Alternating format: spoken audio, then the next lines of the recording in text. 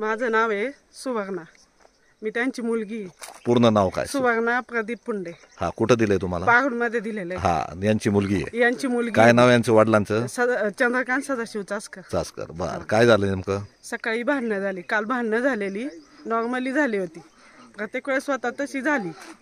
मग सकाळ सोडून दिलं. त्यांच्या डोळ्यांचं ऑपरेशन झालेलं आहे, दोघांचं पण झालंय, आईचं पण झालंय आणि वडिलांचं पण झालेलं आहे. आणि काल परवाच्या दिवशी आलेत. काल त्यांची भांडणं झाली, ते काही एका शब्दाने बोलले नाही. त्यांचा फोन आलेला, ते एका शब्दाने काही बोलले नाही. शब्द न काढता ते सकाळी समजून सांगायला आले. जाऊन दिलं त्यांनी, विषय सोडून दिला. प्रत्येक वेळेस त्यांची भांडणं होतात, प्रत्येक वेळेस जाऊन देत नाही. भाऊ कोण जाऊन देत नाही? तो चुलताच. काय नाव त्यांचं? सुभाष चासकर. हा, काय? प्रत्येक वेळेस आहे ना, जायच्या वेळेस आहे ना, तो तिथून शिव्या घालितो. आम्हाला काय, मला 50 भाऊ नाही, एकच भाऊ आहे. आम्ही सांगितलेलं, तुला खायचंय ना तू सगळं खा, आम्हाला त्याच्याशी घेणं नाही, पण तू त्यांना काही करू नको. बर, मग पुढे? आणि मग सकाळी येऊन ते 4 जण येऊन माझ्या वडिलांना त्यांनी मारहाण केलेली. समजून सांगायला आले होते. ते कोण? माझे वडील चंद्रकांत चासकर समजून सांगायला आले होते. सुभाष चासकर, सचिन चासकर, हे 4 इथं खाली होते. 4 जण खाली असून सगळ्यांनी मिळून मारलेलं आहे त्यांनी. मग तुमचं काय म्हणणं नेमकं? कशामुळे? म्हणजे या पूर्व काळात पोलीस स्टेशनला तक्रार दिली? हो, 2 वेळा दिलेली आहे, 2 वेळा झालेलं आहे. मागच्या वेळेस पण मका उपाटली, पाहुण्यांना बोलवलं, आम्ही आंब्याखाली बसून चर्चा सुद्धा केली. तो माणूस शब्दात खोटं बोलतो. तुमचं काय, तुम्हाला काय वाटतं, काय झालं पाहिजे? म्हणजे शिक्षा झालीच पाहिजे. शिक्षा झाली पाहिजे. हो, त्याला इथून चढवून सुद्धा नाही देणार मी. गहू वेळ आली ना तर पिटून देईन. पण तुमचं नेमकं म्हणजे मूळ नेमकं कारण काय? काय नेमकं याच्या आधी काय कोर्ट मॅटर चालू आहे का? काही पहिलं आहे का? काही कोणाचं? त्यांचं पोलीस स्टेशनला भावांचं यांचं? नाही, भाऊ कधी शब्दाने दुखावलं नाही त्याला.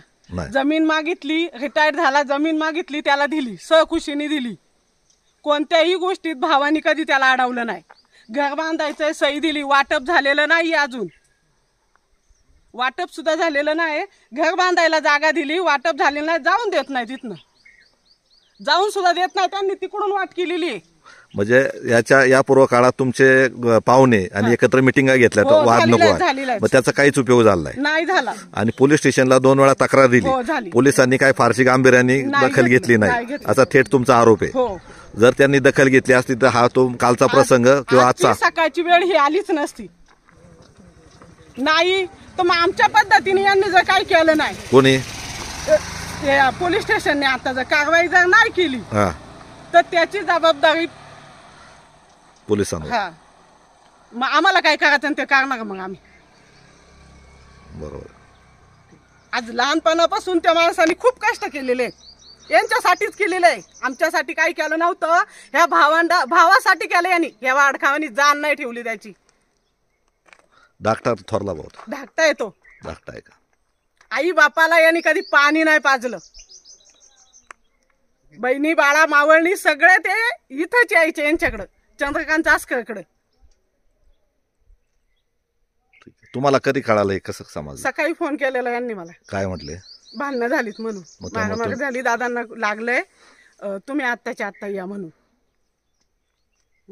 ठीक आहे. त्या माणसाला जर तुम्ही एवढे हाणताय 4 मिळून, डोळ्याचं ऑपरेशन झालेलं आहे, तो माणूस तुम्हाला समजून सांगायला येतोय ना?